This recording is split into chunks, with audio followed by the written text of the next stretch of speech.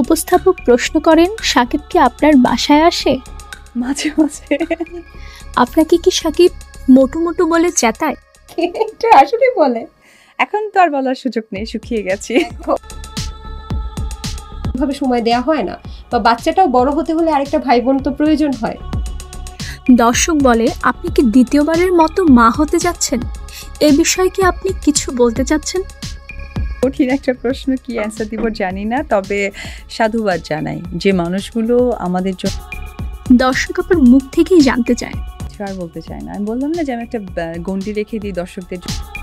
সাকিব বলছেন, আপনাকে আজকে ঢালিউড কুইন নায়িকা বানিয়েছেন সে। আমার এই নায়িকা হওয়ার পেছনে যে মানুষটির অবদান সেটা উনি। সে সাথে মামলাতে আটকে গিয়েছিলেন, সেখানেও নাকি সাকিবের অবদান।